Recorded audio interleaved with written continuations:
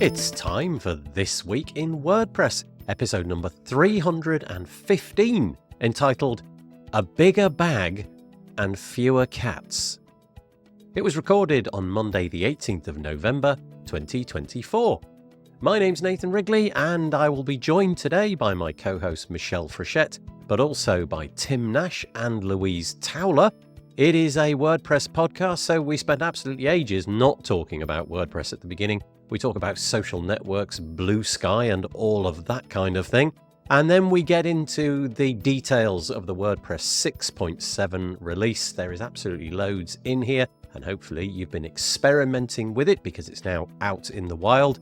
We also talk about some new materials out to help you find all of the Learn resources on a nice calendar. We also talk about Command UI and Turbo Admin, some new plugins which do a very similar job in a very similar space. And Black Friday gets a mention as well, and the WP Builds Black Friday page. And then Tim Nash gets very serious about a plugin vulnerability affecting over 4 million WordPress websites. And this really, genuinely is a proper, serious problem. It's all coming up next on This Week in WordPress. This episode of the WP Builds podcast is brought to you by GoDaddy Pro, the home of managed WordPress hosting that includes free domain, SSL, and 24/7 support. Bundle that with the Hub by GoDaddy Pro to unlock more free benefits to manage multiple sites in one place, invoice clients, and get 30% off new purchases. Find out more at go.me/WP Builds. And by Bluehost. Redefine your web hosting experience with Bluehost Cloud. Managed WordPress hosting that comes with lightning-fast websites, 100% network uptime, and 24/7 priority support. With Bluehost Cloud, the possibilities are out of this world. Experience it today at bluehost.com/cloud. And by Omnisend. Do you sell your stuff online? Then meet Omnisend. Yes, that Omnisend. The email and SMS tool that helps you make $73 for every dollar spent. The one that's so good, it's almost boring. Hate the excitement of roller coaster sales? Prefer a steady line going up? Try Omnisend today at omnisend.com. And by Cloudways. Ready to supercharge your website? This Black Friday and Cyber Monday, Cloudways is offering an exclusive deal. 40% off for 4 months, plus 40 free migrations. Don't miss your chance to experience high-performance hosting at an unbelievable price. Use promo code BFCM2024 now. Offer valid until December the 6th. Visit cloudways.com and make the switch today. Hello, howdy. How are you doing? I never say howdy. What the heck? Just looking inside WordPress, and there it was. So I said it. It's This Week in WordPress, number 315. I'm never sure if that number's right. I sort of, in a cavalier way, remember what was last week and type it in. It could be bigger, it could be smaller, I don't know. But it's about that. Episode number 315. Thank you for joining us. We see there's a few people in the chat. If you would like to join us today, you'd be most appreciative. I think the best way to do that is to drive people in this direction. Let me get the link right. There we go. It's just nestling beautifully on the Tim Nash's chin at the moment. wpbuilds.com/live. Once more, wpbuilds.com/live. Go on, go and paste it in your platform of choice. We'll be talking about that in a bit. And encourage people to come and say hi. It's lovely when they do. Over there, though, we've got an embedded video, and the video is embedded from the platform, but it's also going out on YouTube Live, and I think most people actually watch it over on YouTube. I'm not entirely sure. But if you do want to comment, wpbuilds.com/live, there's a YouTube box. But if you don't want to, there's a little live chat within the video itself, top right, little black button, it says live chat. You can go in there, and then you don't need to be logged into a leviathan of a tech giant in California, the likes of Google and things like that. So that's the way to do that. And I'm very grateful. I am joined by 3 fabulous people today. Let me just get their bios out. Here we go. First one is down in the corner, I think, down there. It's co-host today, Michelle Frechette. Hello, Michelle. Hello. I almost said good morning, and then I remember it's only morning for me and not the three of you. It is definitely the afternoon. And Michelle Frechette is the Director of Community Engagement for Stellar WP at Liquid Web. In addition to the work at Stellar WP, Michelle is the podcast barista at WPCoffeeTalk.com, co-founder of underrepresentedintech.com, creator of WPSpeakers.com, and also WP Career Pages, the Executive Director at poststatus.com. She also co-hosts the WP Motivate podcast and the WP Constellations podcast. She is an author, a frequent organizer and speaker at WordPress events, and she lives outside of Rochester, New York, where she's an avid nature photographer. And last URL, if you want to learn more about Michelle, she has a dedicated website for that one called meetmichelle.online. That's you've trimmed that back a bit, I feel. I did. It felt a little ostentatious. I mean, in writing it's one thing, but to hear you say it every other week is a bit much. Yeah, okay. What we need is like a bit.ly short link for all of them. Go here and you can see all the. We could probably just take off the .coms. I mean, Sure that's a good idea. Anyway, there we go. Thank you for all of your hard work, and thank you for joining us once more. We also have down there is Tim Nash. How you doing, Tim? Hello. It's just started snowing. Nice. Nice. I love it when it snows. I know that's like childish, but it is. Oh, it's so cool. Just love it. And we very rarely get it in the UK these days. When I was a kid, I remember we used to get like whole loads of it, and not anymore. Global warming, it's a thing. Okay, we're all nodding. Good. I think we can all agree. Tim Nash, though, is joining us from snowy Yorkshire, not that far. I think we worked out it's about 40 miles that way. You'd be out that way. Okay, I'm over there. We're pointing at each other over the moors. Now Tim has done something a little bit different. Tim has penned a poem for his biography today, and so I'm going to. That's good. I'm going to read it out. Here we go.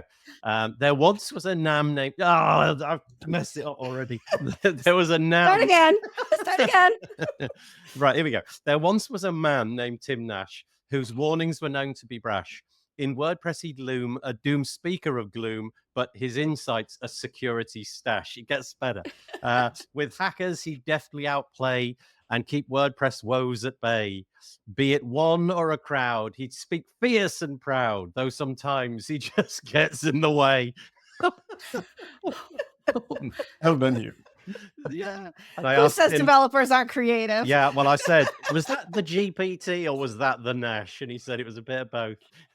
Yeah, it's really difficult. A doom speaker of gloom, and I was like, it's weird. I got that line, and it's like I was like, now what times gloom? So it's like, this is a good case of, hey, ChatGPT, I have the following lines.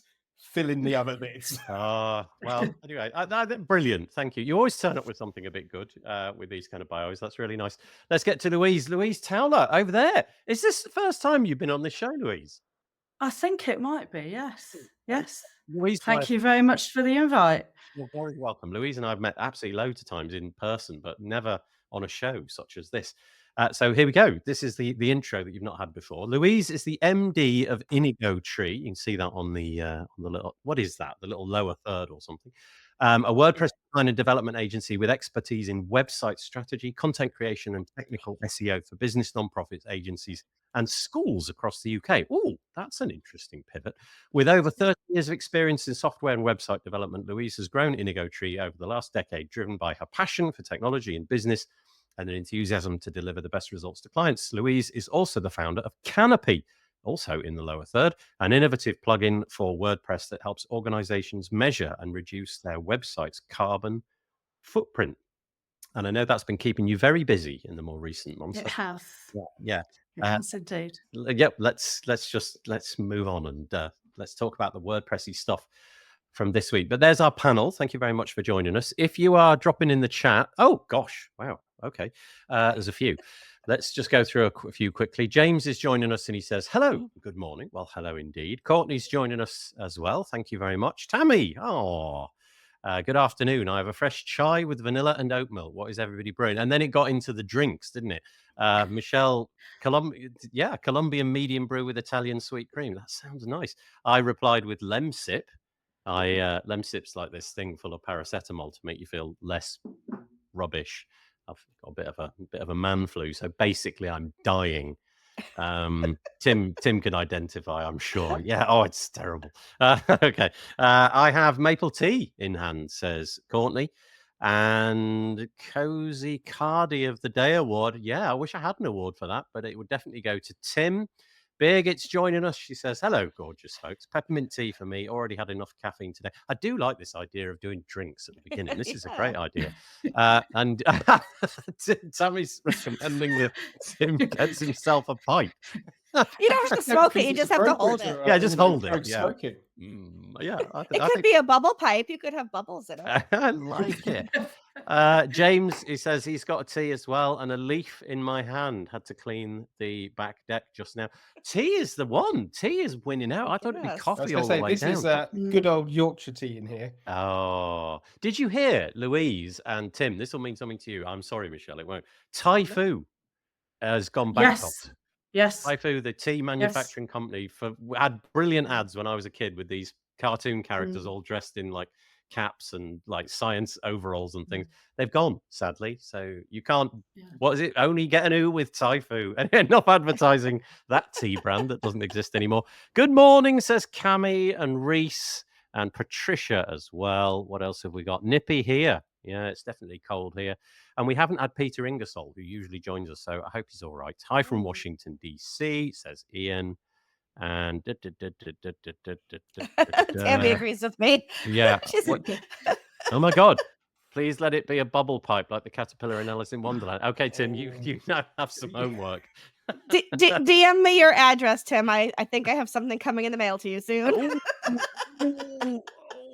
That'd be great. And Cami, all right, Cami doing it. Check it out. She's on a treadmill. Cami, I'm thinking about the same thing. At the minute, I have this fixed desk. It's basically an old piece of like a kitchen work surface that I repurposed as my desk. It spans the width of the room. I'm thinking of getting one of those standing desks, where you push a button and it goes up and down, and then putting a treadmill underneath it. I mean, in all honesty, what will happen is I'll just put a chair on the treadmill and turn the treadmill off. But at least I'll have a treadmill that I can say that I'm on. But I like it. I like the idea of doing that. Right, enough of that. Let's get on to the WordPressy stuff. Here we go. This is our website, wpbuilds.com. If you want to keep in touch with what we do, put your email address in there and click subscribe, and we'll send you a couple of emails each week. Number one will be when this podcast episode comes out, because what we do is we do it live now, and then I repurpose it as a podcast episode, and it comes out at stupid o'clock tomorrow morning. So that'll be the first email. And the second email will be on Thursday when we do our regular podcast episode. If you scroll down, on the right here is always this show. So that was last week's one. And then over on the left here is the podcast episode. You'll hear about that on Thursday as well. And I'll just let you know what we did there. That was me and Ray, Ray Moray from the repository. And we are doing this show every 3 months. I'm doing one with Tim as well, all about security, but it hasn't come around to its second episode yet. But the second one of this has come around, and it's called What Just Happened. And the idea was that every 3 months we'd talk about what had happened in the WordPress space. And both Ray and I thought, yeah, a few things will happen every 3 months or so. And so we did the first show. And then the last 3 months, good grief, we could have talked for quite a long time, but we managed to distill it into about 45 minutes. So you can go and check that out. It's episode number 300. Gosh, that's close to 400, isn't it? I should probably do something significant at 400, like miss it out entirely and go straight for 401. Just to confound things. Anyway, there you go. That's that. And the last thing I want to mention about us, WP Builds, is that white screen. No, is this. This is our Black Friday deals page. It's at wpbuilds.com/black, or you can click this. We're now on 303 deals. It makes the scroll bar really tiny. Look at that. And we've got all the Black Friday deals basically in the WordPress space on here. So if you have a product or service and you want to stick it on this page, click this add a deal button, and we'll stick it on. It doesn't cost anything. It's just totally free. And if you find a broken link, please click that. But also, if you want to just sort of search and filter things, then you use that button instead. Give us a plugin. Let's see if it's on offer. One of you three. Give WP. Okay, let's go for give. Let's try give and then click return. Let's see. I'm hopeful. There we go. Look, there's Give There it WP. is. Yeah, nice. 30% off Give WP. Already started. 1st of November, that began. It's all a month, yeah. Yeah, you've got until the 30th of November. Any others you want to give a try to? Anybody? Beulah? Let's try. Do WS form for Mark. Okay, yeah, okay. Let's do WS form. I don't know if the significance of the space there is important. Yeah, there you go. Look, there you go. That one begins on the 25th and runs for, looks like a couple of weeks or something, 6th of December. And you can go and get it by clicking this button. Also, we've got some sponsor slots at the top, and WS Form is a sponsor, as is Real Cookie Banner and Gravity Forms. And if you fancy taking one of these little sponsor slots at the bottom, then click this Get Started button, and we'll get you on board. This page gets a boatload of traffic during the run-up to Black Friday. So once more, wpbuilds.com/black. If, like me, you have decided that Twitter is kind of an interesting place that you're not that bothered about being involved in, then this could be quite interesting. I had no intuition that this was going to happen, but it looks like a lot of WordPressers have made the jump. I'm guessing there's a connection with US politics. I've got to imagine that's the only catalyst. But this week, the amount of people in the WordPress space over on Bluesky has really gone through the roof. And I set my account up a long time ago and obviously set the notifications to on. I didn't realize I'd done that. And then about Wednesday this week, just started to get notified that people were beginning to follow me. And it's gone berserk. It really has. Yeah. Okay. So same thing for you, Michelle. Yeah. Yeah, absolutely. Okay. Yeah. And my opinion is that just like everything in the world, it will have a time where it's fruitful and enjoyable and, the grass is green and it won't last forever. But right now, it really is a very different experience. There's no algorithm in there. One of the nice things that you can do is you can set your account handle to be a domain that you own. You just add a text record to your DNS. So, I could be wpbuilds.com. I actually went with nathanwrigley.com in the end because I thought that's kind of divorced from any, thing. I could just be whatever I want it to be. But you can do that if you want as well. And the conversation is pretty broad and deep at the moment. Lots of WordPressers out there. And it's got this neat thing called a starter pack where you can sign up to Bluesky. And one of the onboarding questions is kind of, what are you interested in? And rather than it being algorithmic, you pick something that somebody has curated. And I've curated a list of what I'm calling WordPressers. So you can find that. And then there's about 100 and I don't know, maybe there's like 100 people on there that are just on Bluesky already that are using WordPress and posting about WordPress. And in that way, you can then just kind of follow those people if you're into it. I joined at the weekend, found you, and then basically followed everyone in your starter pack. Oh, nice. Okay. Yeah. And I've already had a few follows back, despite the fact I haven't posted anything one of them. yet. Yeah, exactly. But it was just a nice way to get started. That was really nice. I think Go on, Michelle, I apologize. I went from 3 followers last week because I hadn't posted anything to 483 followers today. Yeah, it's insane. Yeah, it is insane, right? I'm quite happy with my 3 followers on. Yeah, come on, Tim, doing it. What you need is any more of these social media accounts in my life. What you need is a picture of you with a pipe. That'll boost things, I'm sure. But it's very nice at the moment. The UI is literally the same as Twitter. If you've been logging in without some sort of third-party app and you've just been inside of Twitter, it's just basically the same. And everything's exactly as you'd expect. There's lots of missing stuff really from Twitter. But I think the less algorithmic approach is quite nice. So Bluesky, I think you go to, it's BSKY, so bsky.app. And there you go. Anybody want to add anything to that? I thought that was kind of I'm just posting the same thing in like 7 different social channels. Yeah, I don't know what we do about that, to be honest. That is my concern with all of these things, is that Mhm. you basically just shatter your attention across all the things, don't you? And that's one of the things that I like about the FediVerse, is that everything can be somehow federated, so you don't need to worry about that. And Mhm. my understanding is that I think they call it the at protocol. It's a capital A, capital T, but obviously, giving a nod to the at Mhm. sign.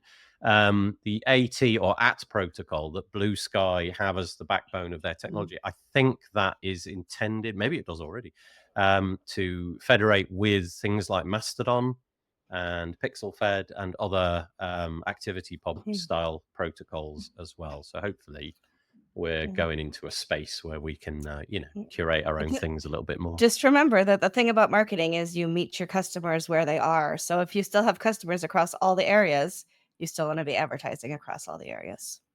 Okay, yeah, it's a good point. I find that really hard just to keep the interest going. So I end up with apps which just send out the information to all the different platforms. Mhm. But a lot of them have had to pull, because of the API restrictions from Facebook, they've had Yeah. to pull Yeah. Facebook groups.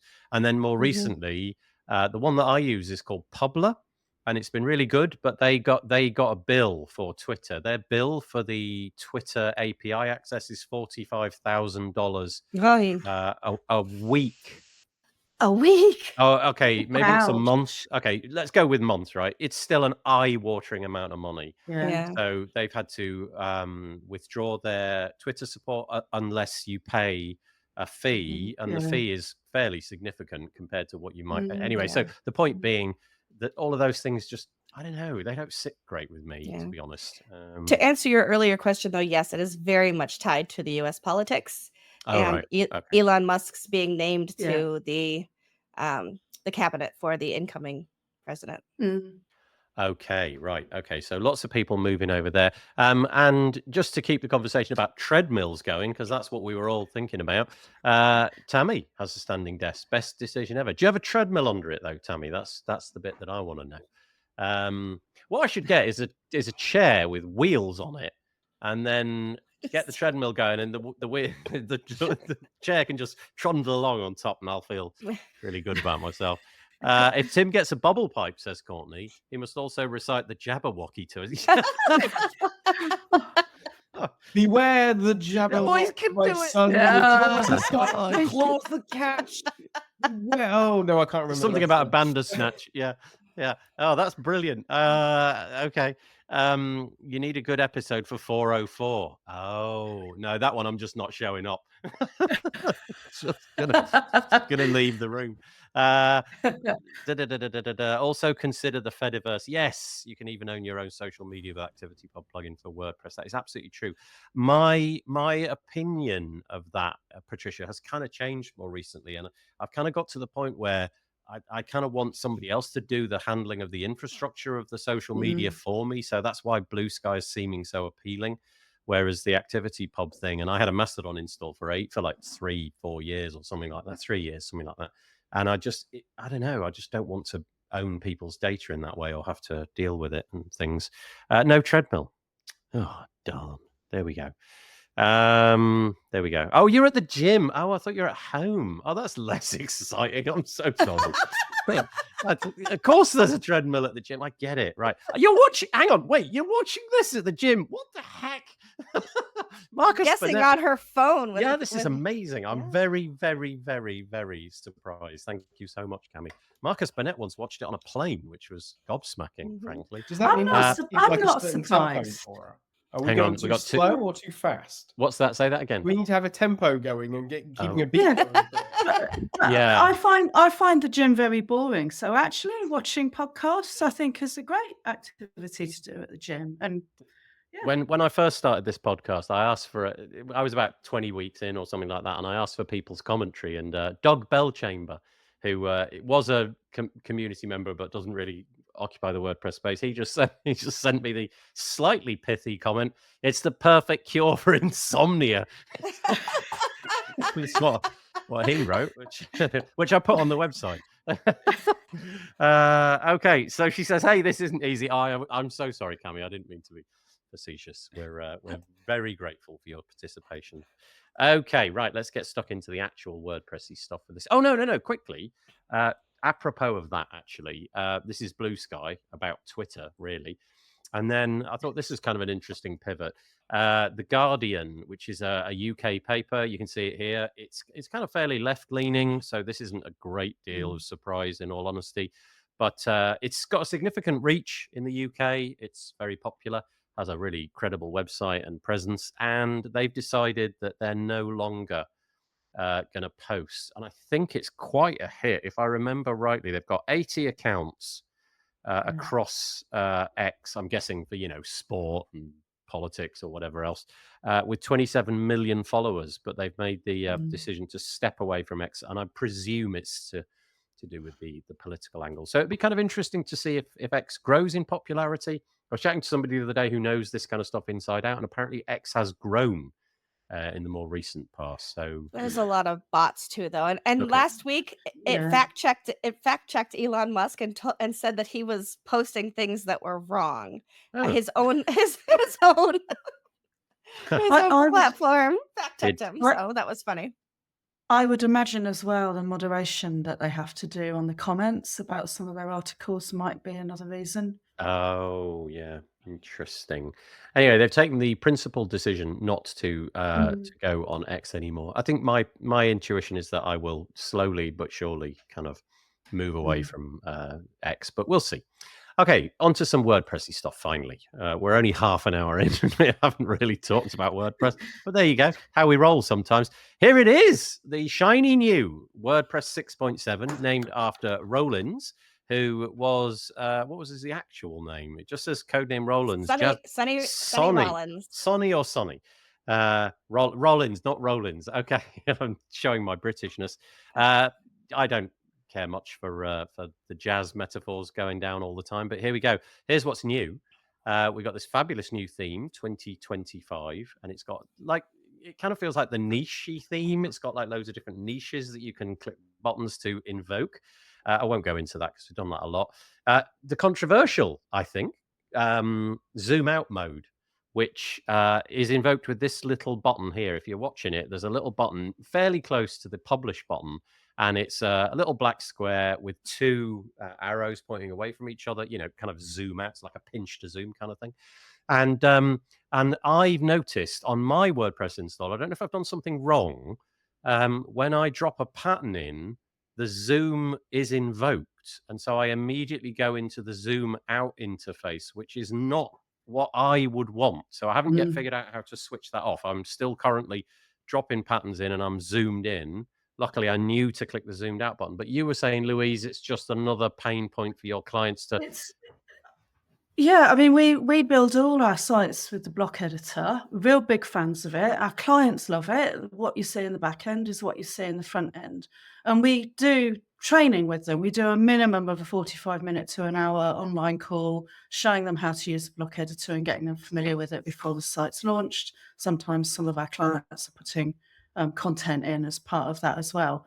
And anything which changes the way the block editor works, I know for a fact we'll get clients very confused about why it's suddenly behaving differently. And then we'll also get some clients who will just end up calling our support help desk or getting in touch. And if it's on by default, and I have to say I haven't tested it yet myself, then it's just one of those things where I'd prefer to curate it and send out an email and just say, if you want to have this feature, this is how you turn it on, rather than have to explain to people how to turn it off, or even if it can be turned off, because it seems quite an opinionated thing to do.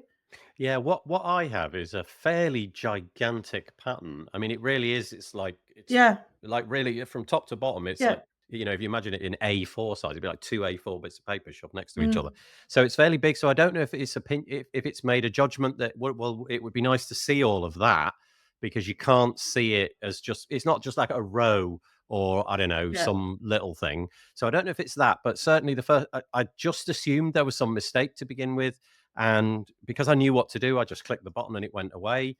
But hopefully, maybe somebody can tell me in the comments, maybe that's just not a thing when you drop patterns in that happens. But the interface I love it. It's just the fact that it invokes itself, but I think it's an absolutely brilliant UI strategy for getting people to see kind of the bigger picture, because you can see a ton right off the bat. And if like me, you can be working on a teeny tiny little Mac with a tiny screen, you really are constrained by what you can do. And this just drops away, gives you a nice overall look, and you can reposition things, drag that I whole think row up and down. that's the Yep. nice thing. I Yeah. think especially a lot of the designs nowadays that we're doing, essentially a lot of patterns and rows of content. And really, it's very easy in the block editor. And one of the things we set it on is really easy to drag things up and down. You don't have to change any templates. You can just pop things in. But sometimes clients can get a bit lost about where they are. And I Yep. think seeing that overview within the editor rather than having to preview is a benefit. And also sometimes putting patterns in, if you've accidentally placed your cursor in the wrong place and then going to insert a pattern, sometimes it can go in the wrong place. Yep. So being able to preview, it's an easy way of moving it to the right place. So I don't disagree with having it. It's just that change to what people are currently used to that's always a little bit wearing. Yeah. Tim, Michelle, anything on just that one feature? I was going to say, I think that the way it's working is how it's intended to. So 9 times out of 10, it won't expand out, and it only Right. expands out if you're if what you're looking at, if you drop a pattern that is greater than the screen size, and it's done so that you realize that there's stuff below, which if that, I'm pretty sure that's not what it was intended to do. And if it is, it's actually really useful. Yeah. If you're putting a new pattern, not necessarily a pattern that you like, I'm just dragging this on and then I'm going to do my next thing. I don't need to worry about it. But if you're dragging a pattern you may not have used before on, and you drop it on, and you might not realize, and you go and publish your page and there's a bunch of lorem ipsum just under the fold because you didn't realize that was a bit you were meant to edit. So I can see why you'd have it zoom out. And the idea that you can just go, I mean, the fact it doesn't make a sound effect, I think, is the biggest issue. Yeah, No, they've missed a trick there. That would, and especially that sound as well. That's I'd love that. Dropping something into water. That'd be awesome. It reminds me of like an email builder, like MailChimp or something like that, where you sort of, there's just plenty of space on the left and the right, and you just see the tiny thin column. Usually, 600 pixels for an email or something like that, but it feels like that.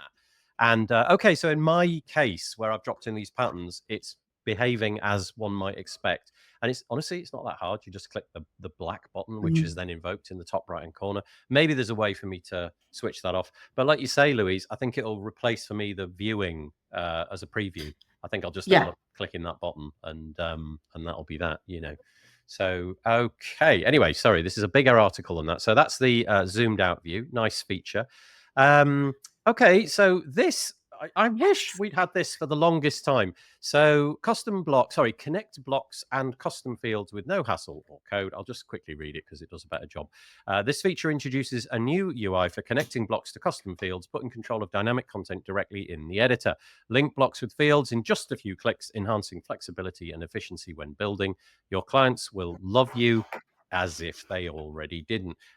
So you can imagine it. You've got a custom fields plugin, I don't know, something like ACF, something like that, and you want to just map those fields onto your page or post or template or whatever it is. Now you can do it inside of WordPress without like a custom fields plugin to do that. But Tim, was it you, Tim, or was it you, Louise, before we hit record? There was some sort of constraints around this. I can't remember what you said. Something about no. It wasn't me. No, it wasn't you. No. I mean, I think this is a good thing. I think it would be nice if custom were by default in there, because often the types of content we have on sites which have a lot of custom fields tend to be content with a lot of structure to it. So, for example, a team member will have a custom post type, and there'll be a job title and a LinkedIn link, and the fact that custom post types aren't natively in WordPress means that for us, this is helpful, but actually it doesn't solve that bigger problem of getting that custom data in the first place to be able to then use it in the block. Okie dokie. Or I Sorry. just used a plugin to do just this. Yeah. I mean, exactly. Yeah. It's, I had a scenario where I wanted lots of dynamic data coming in to lots of posts.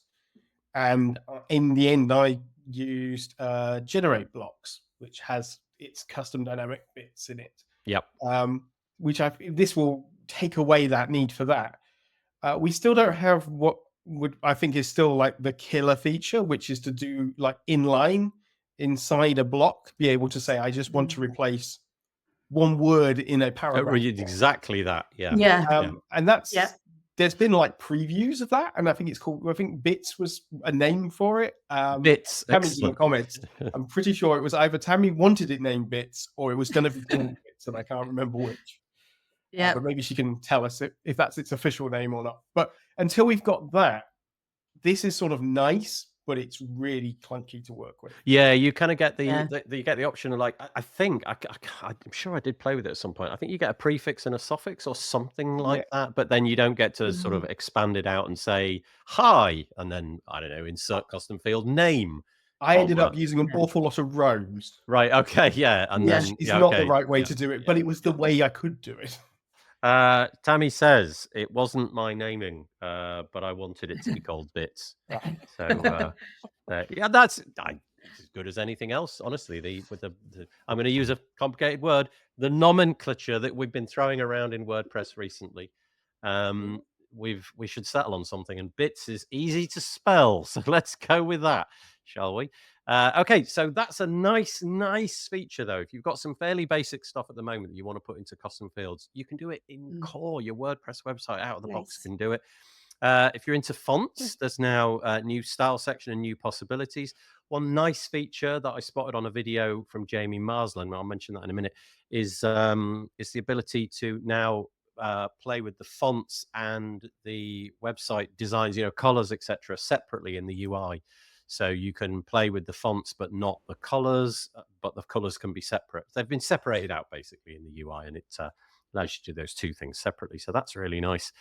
Performance, faster pattern loading, optimized previews in the data views component, improved PHP 8 support, quite a bit of deprecated code removed, auto sizes for lazy loaded images, more efficient. That's really helpful. Nice. Yeah. Okay. What, the lazy load images bit? Yeah. Well, just the general. I mean, there's some really interesting geeky technical performance improvements that will definitely help some of our clients. That's a real big bonus. Nice. The final one mentioned here was efficient tag processing in the HTML API. And then 65 accessibility fixes and enhancements focusing, well, the rest is just marketing speech, basically. So there we go. Tim, Michelle, Louise, anything to add on that first piece, really? Just excited to explore it more. Yeah, there's a lot to explore. Yeah. This will keep you going for weeks. Speaking of which, if you wanted to sort of get the skinny, let's do the short version first. Jamie Marsland did a video called WordPress 6.7 in 250 seconds. And no surprises, it takes 250 seconds to watch the video. And he highlights the top features plus something which has been in WordPress for a few more versions. But that's really great. If his channel, Jamie WP, so youtube.com/@JamieWP. That's a really quick way of getting some intel. But then if you want to watch the longer version, the official 6.7 release video is with Rich Table. And it's not that much longer. It's only 2 minutes. It's half the time. Oh, no, sorry. It's half the time. Yeah. Do you know what? Do you know what's weird about that? I, for some reason, had in my head that this was a really long. Anyway, forget that. I thought it was shorter, but it's not. The seconds got you. You're like 250 seconds. That has to be less than 2 minutes. But I also watched another video, and it wasn't by Rich, which was like a really long one, and I've obviously kind of juxtaposed the two things. What I thought was kind of interesting about this video is I think maybe we're seeing the Marsland effect, I'm going to call it, whereby this looks like there's a bit of a, how to describe it, bit of a workflow, an SOP going on with the WordPress channel. It looked really nice, basically, and I know that I mentioned that, and Louise, you kind of had the same impression. I was quite impressed by it. It seemed really slick, but not just marketing fluff. It had some really helpful, it was a great helpful introduction. I stuck it in our company Slack channel the first thing this morning when I watched it, because I just thought for the non-technical people in our organization, this is the sort of thing they can be talking to our clients about if we ever need to talk about updating or what the latest features of the latest version. It's just that headline, but it was done in a really nice way. Yeah, the whole thing is just really professionally done, and I think that is the difference that having somebody paid up in automatic, i.e. Jamie, is going to do. It's just, those videos are going to go through him, and he's going to edit them as he sees fit. And so there's 2 videos. I'll link to them in the show notes, give you a quick primer of what's in WordPress 6.7. Also, on a slightly more technical note, we always mention these, but we can't get into the weeds of it. A, because I'm not clever enough, and B, because they're too long. And this is Nick Diego's "What's New for Developers" November 2024, and you can just see like the table of contents fills the fills the page. And if you are a developer, there's things about, I don't know, experimental inline comments, block bindings, API updates, stuff about WordPress Playground, which I think is the most exciting thing in WordPress at the moment. Stuff about themes, blah, blah, blah, interactivity API, I think I mentioned, just all the stuff. And it's all mentioned in long form with code examples and So go and check that out. The only person I would drag in there, I think, would be Tim. Maybe, I don't know, anything developer-y on that side that you thought was curious, or should we just move on? No, it really is. I know it looks like it's a chunky resource, but it is also a really useful resource. Between that and the one that gets published just before there's a new release, it's really nice to see these developer docs turning up now regularly. Yeah. Yep. And they are really, really useful. You've got to imagine reading them. You've got to imagine that this is now part of their job description, right? Because it feels like this stuff isn't not being, it's not like an afterthought. The likes of Nick, Ryan Welcher, Nick Diego, Ryan Welcher, Justin Tadlock, they're producing this content on a really regular cadence. And I feel like if we rewound the clock a couple of years, none of that stuff was, you really had to go and look in Slack and things like that. But now it all seems to be written up in a nice, concise way on, developer. One of the biggest pushbacks throughout the early stages of when it was Gutenberg specifically, but generally of the WordPress project, has always been, if you're running things fast, it's not even that you're breaking changes, but if you're running things really fast, people get left behind, and documentation often got left behind. It is really hard to keep up sometimes. And the cadence of releasing the plugin every couple of weeks means, there's stuff going on all the time, and you can't keep up. As an agency, we have engineering team meetings once a fortnight, and I will often take little snippets from things like that, and I'll take them to the meeting to work out what bits we're doing, what bits we're not doing. And then occasionally I'll sort of email and everyone go, yeah, we've been doing that for ages, Louise, don't worry about it. But it's just nice to keep up to date because we have to. Yeah, it's hard to know how. I'm getting a sense that there's like this almost like business mission critical feel to it. In other words, our customers are not necessarily paying for WordPress because they're downloading it from WordPress.org in most cases. But it's being treated more as a serious endeavor. And the same thing would happen over at learn.wordpress.org. The exact same thing, just resources are going in, which presumably didn't go in before. Or maybe it was just the boots on the ground weren't there. But now it's definitely happening. Speaking of which, there's a nice little pivot here. And that will take us away from developer.wordpress.org over to learn.wordpress.org. I've never seen this. And so I don't know if I just made up that it's new or if it's new, but Courtney will know. Yeah, Courtney could let us know. Okay, Courtney, tell us, is this new? There's this calendar page, and it's learn.wordpress.org/online workshops. And honestly, seeing it in a calendar is way better for my head than just seeing it in like a bullet pointed list of, I don't know, in some blog post somewhere. Just mapping it to a day. So I should describe. Online workshops, I'm quoting. Online workshops are live sessions where you can learn alongside other WordPress enthusiasts. They're a safe zone where you can come as you are, develop new ideas, explore issues, ask questions, etc. Right? And it's basically a calendar interface. You've got a list view and a calendar view, and you click on the ones that have still to happen, and it just gives you a little pop-up, tells you the date and time. There's no, there's an add to Google Calendar. Interesting. But so you can add things to your calendar. At the moment, there are 4 events coming this week. One, what have we got? Tuesday, 2 on Wednesday, and 1 on Friday. But that's it. After that, the calendar is like totally empty. Maybe December's a bad month to pick, but anyway, you can't go any further. So I kind of thought it was new, but I like this. This is a page that I'm going to keep coming back to as an easy resource for finding new stuff that's going on. So developer hours is tomorrow. Learn WordPress study hour is on Wednesday. Something in, I think that might be Japanese or Chinese, so I can't actually read it. Let me click on it. It's happening on Wednesday as well. Hopefully other people can read that. And then there's Learn WordPress Study Hour happening on Friday as well. I just like it. It's just a neat thing. It's just a bit more kind of professional, leaning into that whole let's help the community thing. Yeah, Courtney says it's not new. It's a refreshed design. Okay. So has it always been at that URL? Not new. Okay, thank you. Not new. It's a refreshed design. We now have so that was Courtney. Now it's Tammy again. We now have dedicated developer relations roles. So yes, it's something focused. Of course, there you go. Although not new, but past few years. Yes. Okay. She goes on to say, Tammy, turns out open source is very, very much needs developer relations, not to have those doing 100 roles also do DevRel. Good point. Here to DevRel, says Courtney. And then finally, also need more types in DevRel. Something to consider as we build this practice. I think we should lock Courtney and Tammy in a room, and they can just fix this whole entire thing in a very at least answer all our questions. Yeah, that's right. Okay, so it's not new. It's been there for a while, but it's had a bit of a refresh. The fact that it got a refresh, probably it got pinged on some news wire or something. Anyway, it caught my attention. So is the there URL a cycle feed of all of the events, or is it just you can only add individual events to your calendar?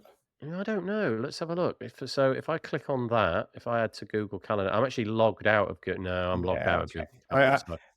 My little nitpick is I really hate it when people add to Google Calendar, but don't offer just an iCal feed. Yeah, because it's like not everybody uses Google, and Google isn't necessarily a good UI interface for calendars. I can't go back now. Brave as this. Oh no, there we go. I can actually go back. Yeah, I would agree. That would be nice, right? And you could just. Oh, hang on. No, it is. It's at the bottom. There it is at the bottom. We didn't. There we go. That's the problem. Google Calendar, RSS, ICS. Brilliant. So let's click the RSS. It can still be your pet peeve. It's just it's now fixed on this one site. No, that's right. You've got to scroll, Tim. It's rubbish. You've got to scroll. Look, there it is. Oh, the joys of XML. We've got a nice RSS feed that we can. That's going to stay on my screen. I'll come back to that later and do things with it because that's quite a interesting thing. Okay. Anyway, there it is. It was. I've forgotten the URL. It's at Learn. No, it isn't. Yes, it is. It's at learn.wordpress.org/online-workshops, and good place to bookmark. Even if you just look at it once a month or something to see what's going on. Okay. Excuse me, the coughing. All right. Let's not get into this much, but I thought I'd mention it. This is a piece on the WP Tavern. Automatic launches WP Engine tracker to monitor sites leaving WP Engine, sparking controversy. I think nobody needs the WP Engine automatic thing spelling out. Everybody shake their heads. Nobody needs that, do they? No, we're all shaking our heads. That's good. So this is a new thing, and it looks like this. Here it is. It's WordPress, the whole word, enginetracker.com. And it's got a big number like that, 19,960. And this number apparently, and I don't know how anybody knows this, but this is the number of websites which have gone away from WP Engine and have moved elsewhere. And apparently, I don't know where you can do it, but apparently somewhere you can click something which, excuse me, will tell you where they've gone to. Anyway, as you may imagine, that the mere existence of this website, and probably I should point out it's automatic, it got people a little bit heated. And in this particular piece down here, right at the bottom, there's a bunch of people with commentary all about why they think this is not a good idea. It's just an ongoing story, isn't it? And we never seem to get through a week where there isn't something new happening. Any commentary on that, or are we all just going to move on? I'm just saying that it's a thing. I like No. I like Tabby says ALEXA. I have one on my desk, so I can't say it out loud. Play Oh, puppy that. video.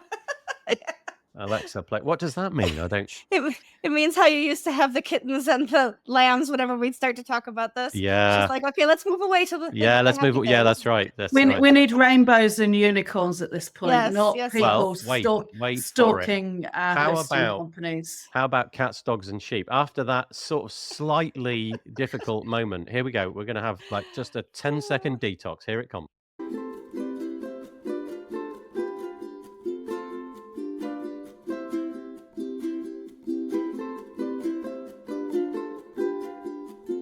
I'm feeling cleansed. It's a ukulele for me, quite honestly. Also, Where did you get that from? I made it. I made I it. love it. Yeah, it's like a whole minute and a half, and I was using it quite a lot over the last. Basically, whenever anything controversial happened and people got heat, nobody got heated on this show. Let's be honest. No. But on other, there was the capacity to get heated. Put it that way. So I deployed it, and Yeah. it's like a whole minute and a half of cats, dogs, and sheep. And that last little one could have been right outside of Tim's window, couldn't it? It was very I was more going to say, like. I've got several of those. Yeah. Tim, out of his window, check this out. No, I bet nobody else on the show can say this. Tim's got alpacas out of his window. I haven't. That'd be nice. And snow. Yeah, and snow. snow. Well, looks like snow. I, in fact, don't live in Yorkshire. I live in Peru. I just didn't want to admit it. Then- It's halfway up then the mountain. You don't have snow then. Okay, here we go. Heading home from the gym and wanted to... So, wait, no, hang on. Let's pause this for a moment. So Cami has moved from watching this show in the gym. So she's now in the car watching this show. Presumably type Tammy pullover. Please don't type whilst, unless you're getting Madame A, the Alexa. Oh, I just said the word thing. Heading home from the gym and want the panel to know you made it fun. Now listening on my drive home, no typing. Oh, okay. All right, you answered my question. And Tammy says, oh, breathe, have a breath, and a sip of tea. That's the video we all need. And then a vomit icon from Colin.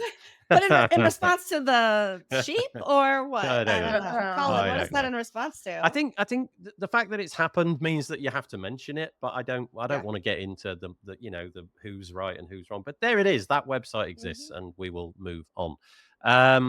Okay, right. It's just should we just leave Colin's vomit icon? Just leave it on for the whole of the rest of the show. In a way, it'd be nice if I could enlarge it somehow. I'm not sure Calvin Alkin would like that on this part of it. Oh no, okay, yeah, that's not fair, is it? She said, "I do what?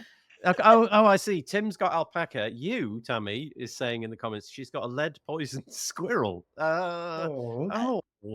Oh, bless. Yeah. Someday we'll have to learn more about that.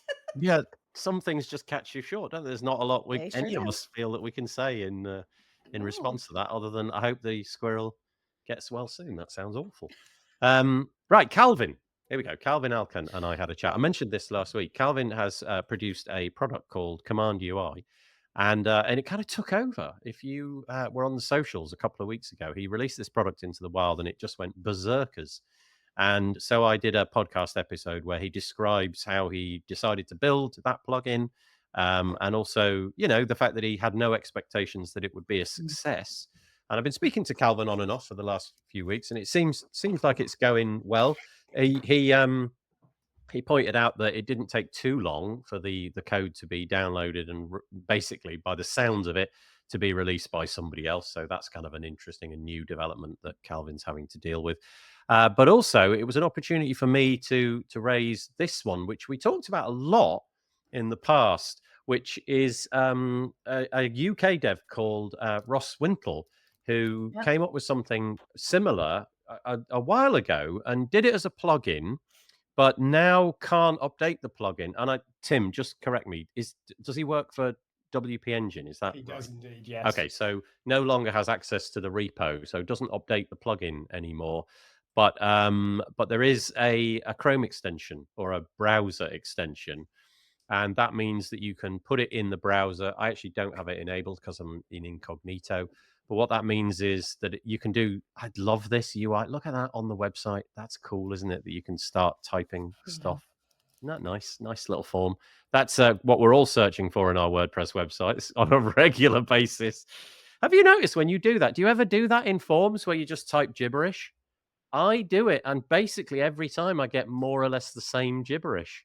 It's a combination of S, Ks, and Vs usually. It's just SKV, SKV, SKV. Anyway, it's called Turbo Admin, and if you want to buy it, you still can. And it runs inside the. It's not a plugin, so it's not sitting on a per site basis in a website. It runs through the browser, so it's kind of an interesting alternative. So there's no extra plugin to install on your site? No, you don't install anything on your Okay. site. It just Oh, that's detects. interesting. Yeah, it detects that you're in the WordPress admin, and then it does a bunch of the sort of search and functionality. So I don't know, you could start to type in post, POS, and you'd Yeah. that far, and it give you options to add post or what have you. But then also it will do a few little cleanups, like it'll clean up admin notices into a handy little panel, which it just calls notices. It just hides them away in there. And it will also truncate things in the admin bar at the top, and you can collapse it and extend it and things like that. It's neat. Nice. Yeah. So 2 options: Command UI from Calvin or Turbo Admin from Ross. Okay.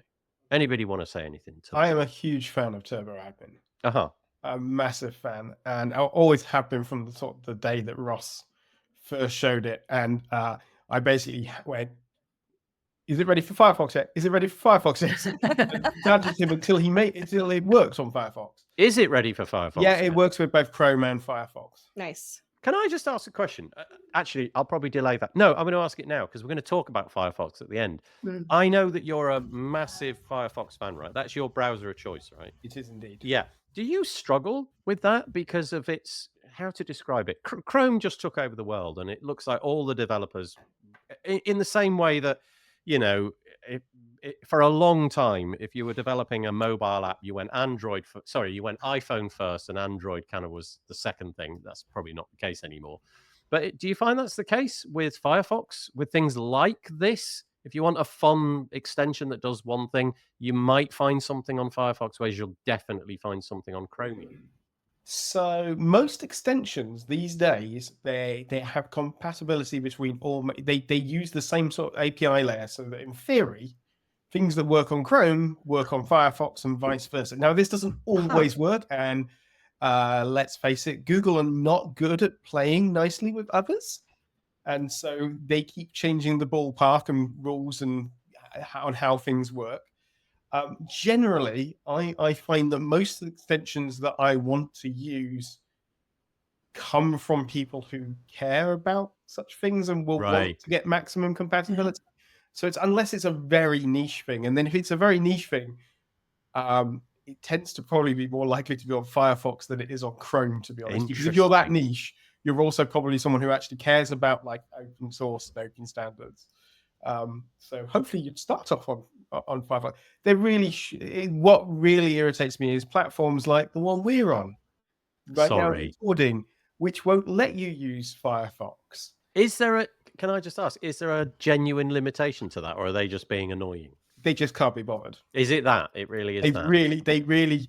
They've decided for whatever reasons to use a Chrome specific API. Okay. Instead of using there are plenty of platforms that can use Firefox. It's not like there is. It's not putting a web call on it doesn't require any hugely specific Chrome specific stuff. They're making that choice. They're also blocking Safari at the same time.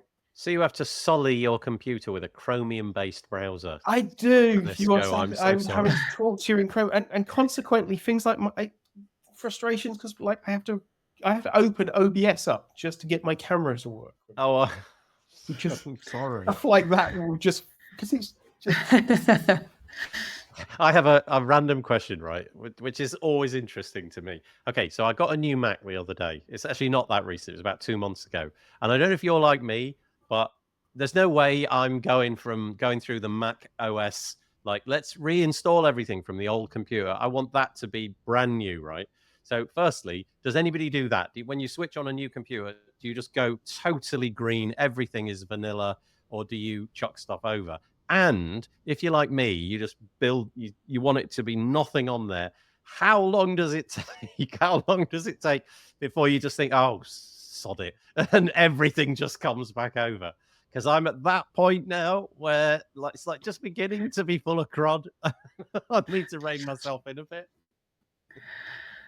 So I'm an absolute geek, which means that I, for many years, had a dot files folder, which is basically a way of collecting all your configurations and bits, and then you can just import the configurations and run it. And that way I can have the same configuration on this machine as I can on my Linux machine, and wherever I am, it feels and works the same way. But I'm afraid I have been converted to the dark side, which is Nix. And now, much like an arch Linux user, I'm compelled to tell anybody whenever they start talking about this that I am a Nix user.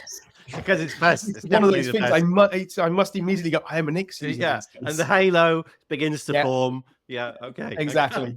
But so I love my configuration files and tweaking them. That's my hobby in life. Tweak YAML files. I'm at that point where what's it called on Mac OS? Is it called the Launchpad or something like that? The Launchpad is prodigiously empty. There's basically nothing on there, but it's starting to fill out. It doesn't take long, and then suddenly, maybe I could just and it just one thing goes on, and it won't be too long. I give myself another 4 or 5 weeks, and then there's a configuration change that you can make to make the Launchpad go away. Go on. No, you can literally just edit it, and then it won't be there, and then you okay, fill it up. Well, I quite like it because I want, on some level, secretly, I want to fill it up with junk that I'm never going to use. It's like the closet where you open the door and everything comes piling out. Yeah, that's exactly what it is, Michelle. And I don't know why I do it. You've got that one task that you think, do I need the 250 gigabyte program that will handle this one MP3? Probably not, but I'm going to put GarageBand on. Yeah, there you go.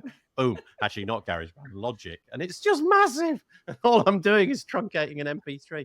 Doesn't make any sense, but I can't help myself. Tammy is not like that. She's not. She says always vanilla, but interestingly, on my phone I transfer. Yeah, but there's a lot of stuff on the phone, isn't there? Like contacts and stuff that you can't avoid. And I feel like the computer's Photos.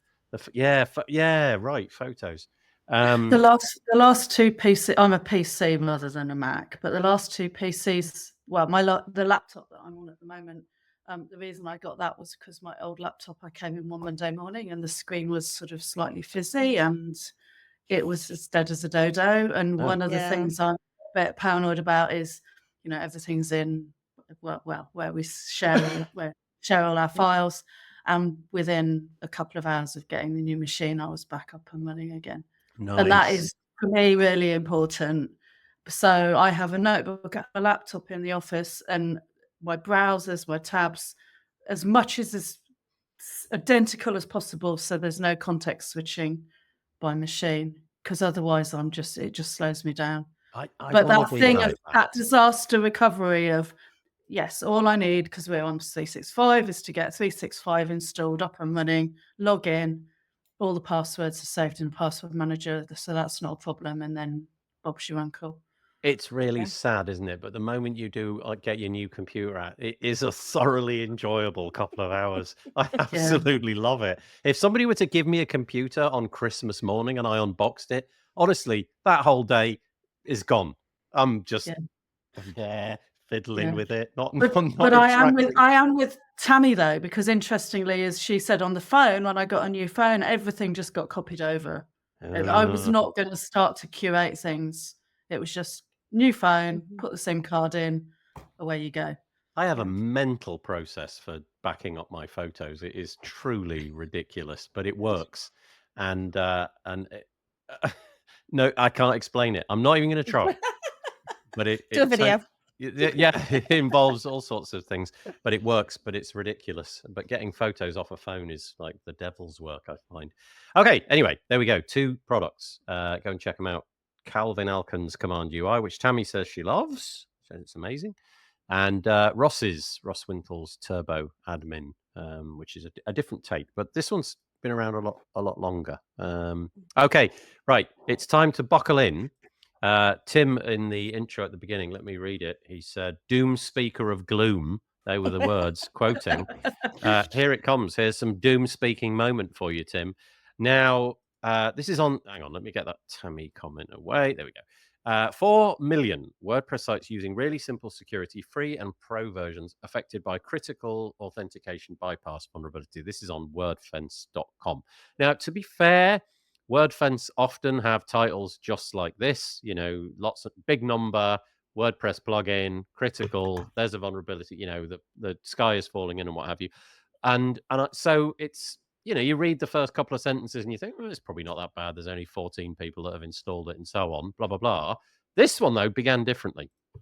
It says, this is one of the most serious vulnerabilities that we've reported in our 12-year history as a security provider for WordPress. The vulnerability affects really simple security, formerly known as really simple SSL, installed on over 4 million websites and allows an attacker to remotely gain administrative access to a site running the plugin. The vulnerability is scriptable, meaning it can be turned into a large-scale automated attack targeting WordPress websites.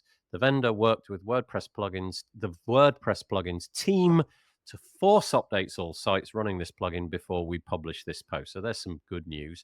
Tim, is it really that bad? Yes. Oh, darn. I was hoping you'd say no. Just to clarify a couple of things. Normally, you're right. We will get the end of the world, this plugin. And when you start looking at it going, well, yeah, that is serious. As long as I'm standing on one leg while my head and rubbing my tummy. But unless a particularly unique scenario happens, most people will be fine.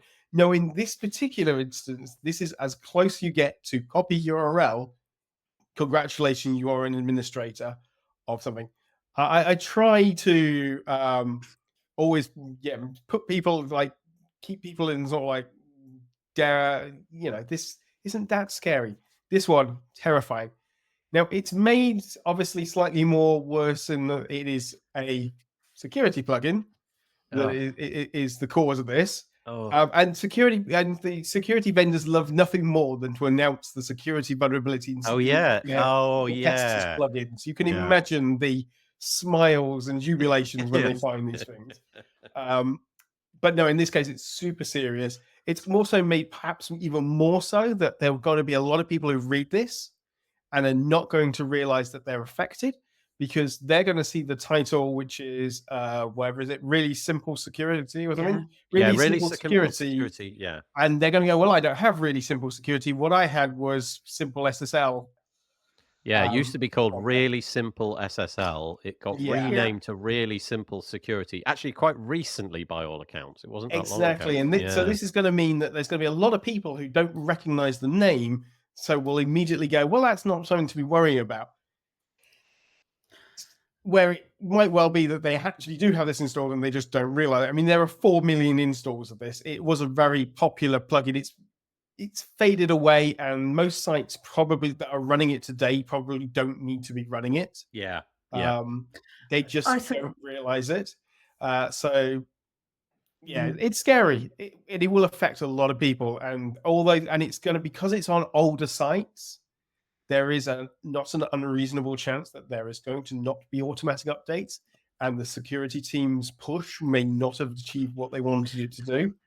So we might well see that there's still going to be this big spike in attacks where sites that couldn't be updated automatically will be affected. So one to come back to in about a month to see what damage has truly been done. But yeah, so very scary. This is actually... I think this is really dangerous. Yeah. Go on, Louise. Sorry, you carry on. I was going to say, back in the day, we take over other people's pickles, as I call it, and sometimes when who's non-technical has built a site, back in the day they'd use this plugin, so they didn't have to worry about switching it from non-SSL to SSL because it forced all the URLs.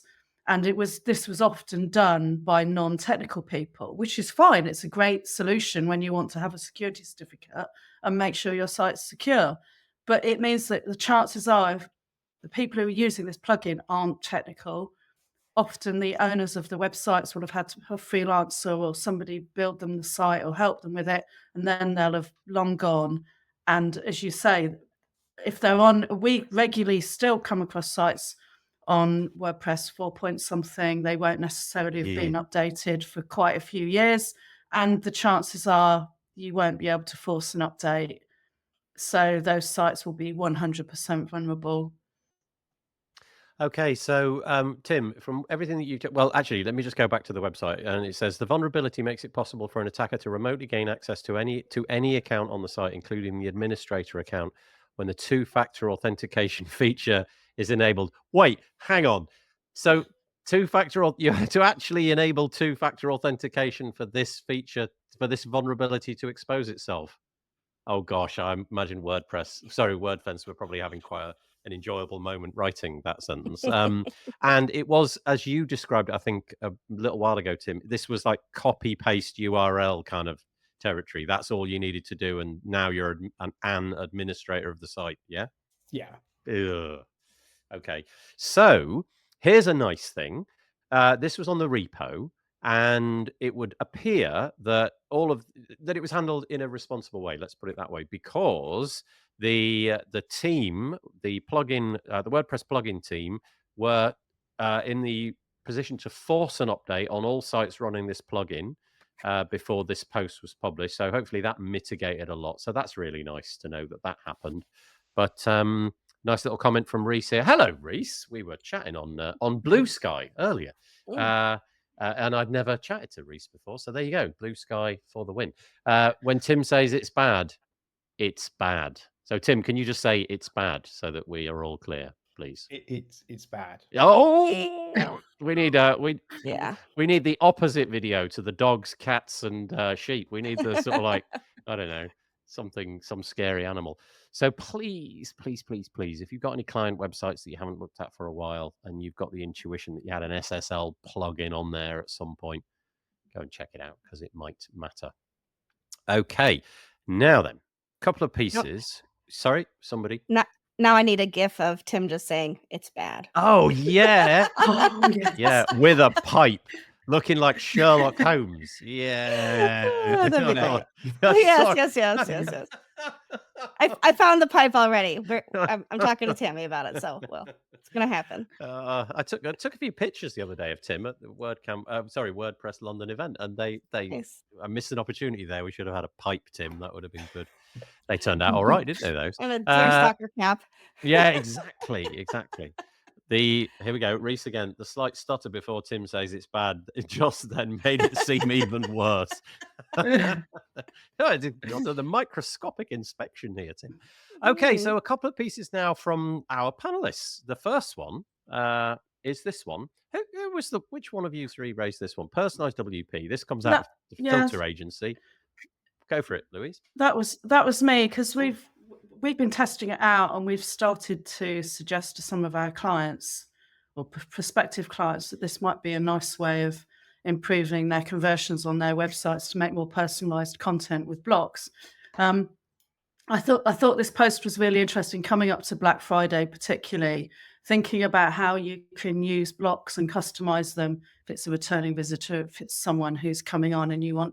And what I'm trying to do at the moment, with a little bit of help from the personalized WP team, is see if I can set up a nice little advent calendar. So something date related, you go on a page, and if it's a certain date, it shows something. So I just think there's lots and lots of potential with this plugin to have a bit of fun, as well as potentially help clients get better conversions on their websites from personalizing the content. And this seemed particularly helpful a couple of weeks out from Black Friday, because obviously it's too late once you're there on the day. But countdowns, timers, personalizing content, really helpful. So this enables you to set, it's like a if this then that kind of trigger, Yeah. and then response. And you can have triggers based on time of day, date, where you Okay. are in the work, where your visitors are, whether this is their first time visiting your site or whether they've visited previously, all that sort of thing. So it's really helpful to do sort of special offers and things that you only want certain people to see, not everybody.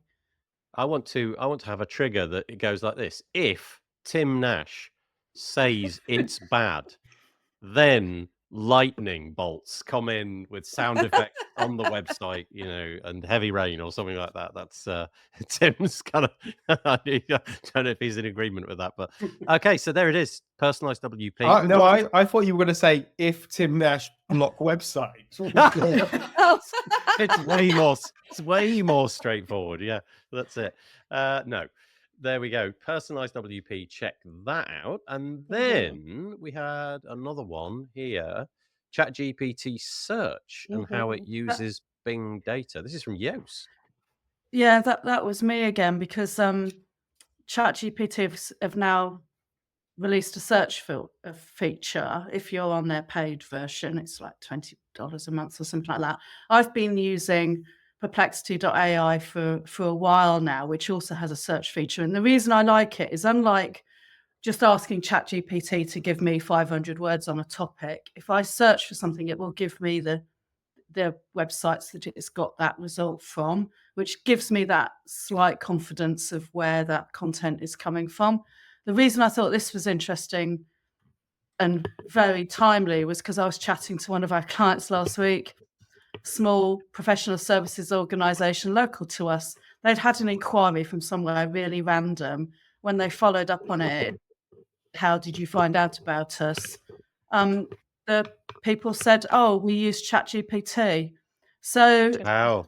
people are starting to get commercial opportunities from customers using ChatGPT or some other AI to find the answer to their question or their problem.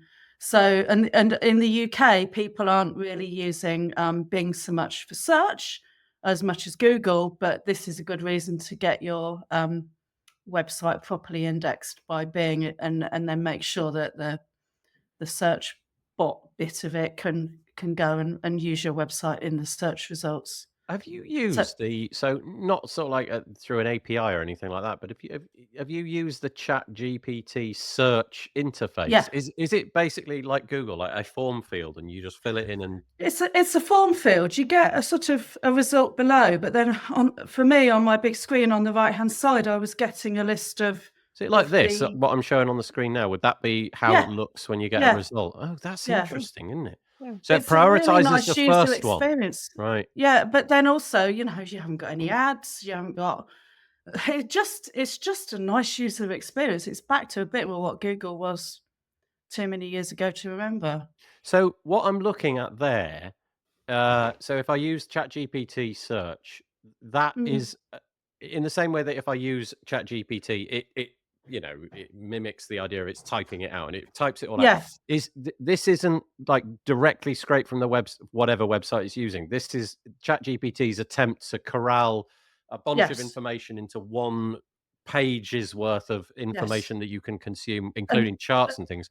And then there's other things on the right. And then on the right hand side is where it got those results from. So I was just testing it out this morning, and I put in the top 10 best WordPress themes, and it gave me a piece of content that I could have easily turned into some sort of thought piece on what are the top 10 best WordPress themes on the left hand side. But then it gave me the sources, and most of the sources were those listing type articles of what are the best themes. So it had used all those sources to generate the content on the left, and it meant I could see which sources it had used, which for me personally I find really helpful to know where it's getting that information from. So ideally you want to be one of those sources. Basically.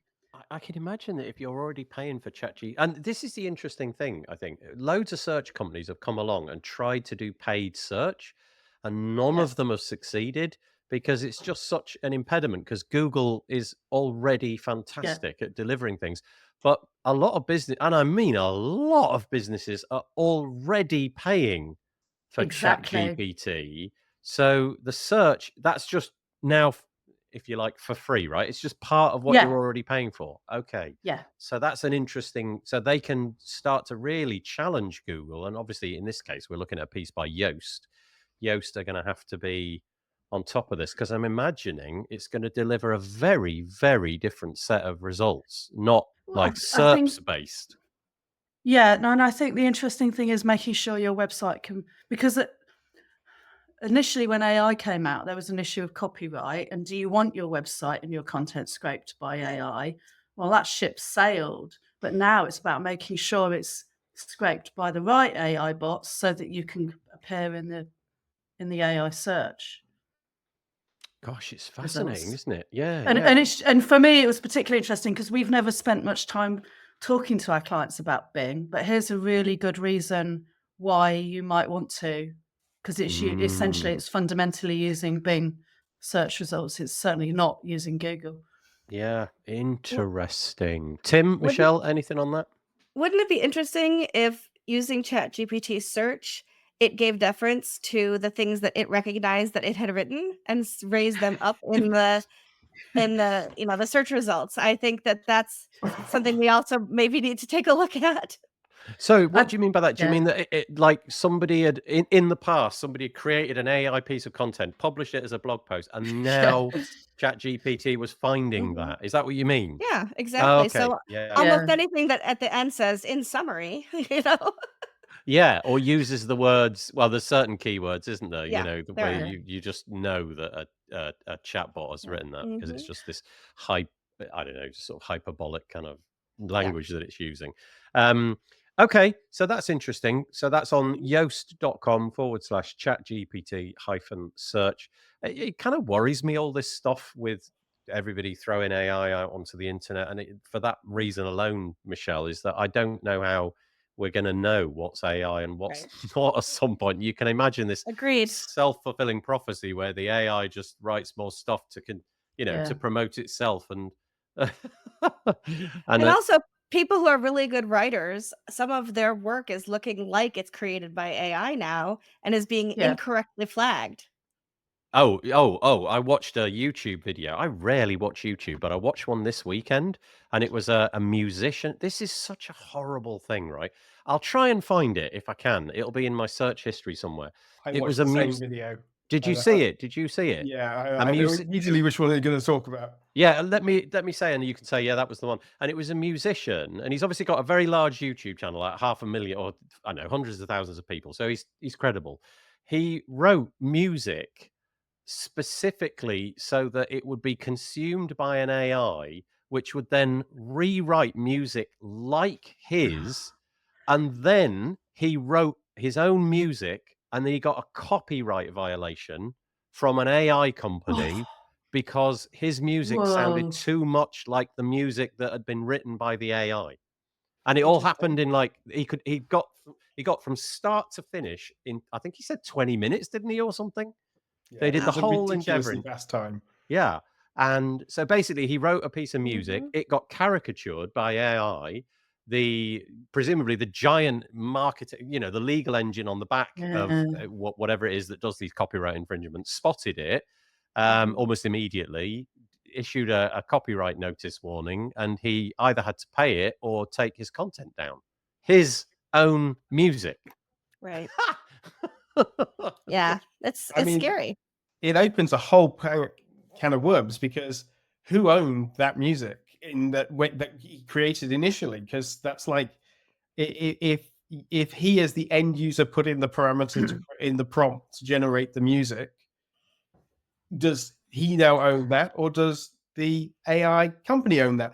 And if you're Yeah. about to say, well, obviously the AI company owns that, then you're like, so does that mean every prompt you've ever typed into ChatGPT, the content that's come out of it at the other end is owned by OpenAI? It depends on the terms and conditions. It Yeah. also depends on where you are in the world.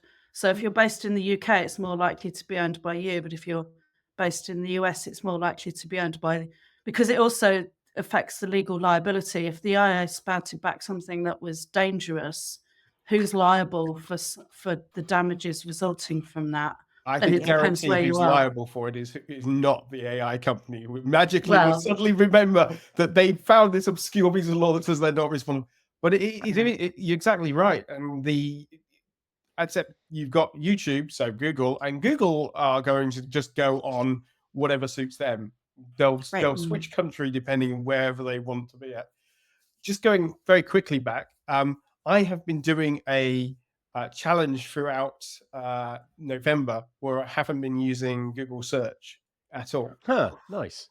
Which has been an interesting experiment. And I've been using a tool called Perplexity.ai, which is not the same thing as Perplexity. Instead, it's a front end that gives me an interface that allows me to hook up to something called SearchNG, which is a localized search crawler that I have. And I can use a local LLM to talk back to me in the same way that Perplexity does. And it's rubbish. I wasn't expecting that. And you were like, I was like, build it up, build it down. Yeah.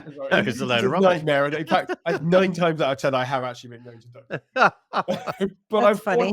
But it's amazing how the world has moved on in 3 months.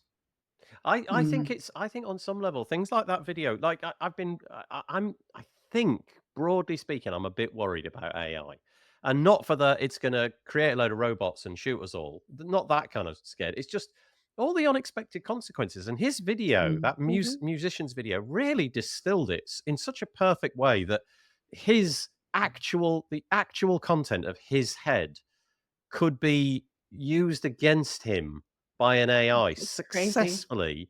And and he explained the consequences of not opting your video out or not monetizing it for and basically it's not worth it. You don't have the juggernaut of lawyers behind you to carry that off. So the only option you've got really is to remove that content from YouTube or to let the AI company take the profits from it. So gosh. Anyway, there you go. It's at this moment that Tim inserts a pipe into his mouth and says, "It's bad." We're gonna have to. No, it's different. It's okay. All right. Yeah, we're gonna have 2 variants. Just have to get used to. The cat is out of the bag. So you at this stage, we cannot put this back in the bag. Yeah. And people are gonna use this for good, ill, and development will continue for good or ill, and you're just gonna have to get used to it. What we need is less cats in a slightly bigger bag. That's the name of this episode. Less cats in a bigger bag. Can somebody quickly write that down? Because that's definitely what this one's called. Right, we're closing in on our 90-minute deadline, so that's perfect. We will end it there. As always, thank you. Oh, Tammy, I'll just raise Tammy's comment. She says that, interesting. She gets AI to tell her what to paint. I'm guessing, has been training it on my own photos and art, so find this fascinating. Okay. And then she corrected the typo. Yeah, that is fascinating. So, but in this case, you're not then getting sued by an AI company for the art that you produce, I hope. Okay, there we go. That's all the commentary. So I'll just go around the houses and say thank you to our co-host, Michelle Frechette. Thank you very much. Pleasure to be here. Thank you to Tim Nash, who managed to stay calm despite the, we just threw a lot at you there, Tim. I'm sorry. Very zen-like approach to the whole thing. And finally to Louise Towler. Thank you very much for joining us today. One slightly human... Pleasure. Hang on, thank you. Just before we go, I just want to draw attention to... This is weird, right? I live basically just as far north and south as Tim does. I've got a big window just there, like the size of Tim's window behind him, right? But if I turn out my lights, which are pointing at me, this is what we get. Oh my goodness. What the heck? How is it possible? Oh my goodness. How is it possible for me? I mean, look, it's light out the window. It's not at all dark. And yet it's like that. Isn't that insane? It's really not that dark. Interesting, yeah. There you go. I'd point out that I have a giant studio light. Oh. If you turn them out, does it also go pitch black for you? No, don't. Okay, you can't. No, you see. You've got the window exactly where you need it. This is what I need to do with my room. I need to set it up differently with a treadmill. Okay, Louise. Sorry about this, Louise, but there's this slightly humiliating thing that we do at the end of every episode where we all raise our hands like this and sort of push them towards the camera. Get your face in the middle somewhere. Go for it, Louise. Just do it now. And we all say hi, wave. Hi. There we go. That'll do. And I use that as the album art. So thank you to Louise. Oh, do it again. That's all good. No, go on. That's great. So do it again. No, okay. Nobody does. I did. I had them like that. I didn't see. I'm sorry. I was too busy looking at Louise. That's absolutely I couldn't brilliant. work out what was going on with your hands there, thinking those don't look like hands. 2 weeks ago, you said something about tiny hands, so I got You need to paint the fingernails. I know. Yeah, I've that's got on the other side. Michelle, my wife went to the shop the other day and came back with things just like that. Only they had one finger poking up, and I'll bet you can't guess which one. It was that one. It was like that. I saw those in the shop as well. I elected for the peachy. You go to those ones. Okay, we got the rude variant, right? Anyway, on that bombshell, we will we'll see you this time next week. Thank you for joining us. Let me make sure that I fade out with the correct video. How do I do it? Where have we gone? That one. Okay, we'll see you next week. Take it easy. Thank you. Bye.